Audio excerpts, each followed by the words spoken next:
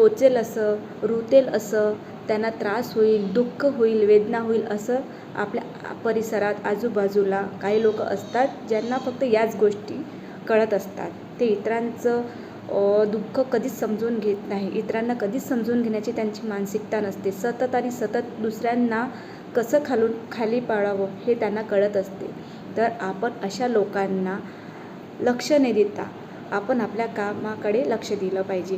कारण की आपण आपल्या कामात जर असे अडथळे आणले तर याचा त्रास कोणाला होणार? फक्त आणि फक्त आपल्याला.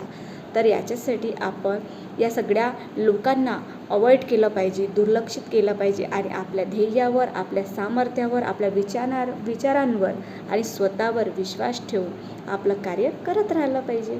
तर इतकी छोटीशी स्टोरी तुम्हाला कशी वाटली नक्कीच कमेंटमध्ये सांगा. आवडली असेल तर लाईक करा, शेअर करा, सबस्क्राईब करा. तर चला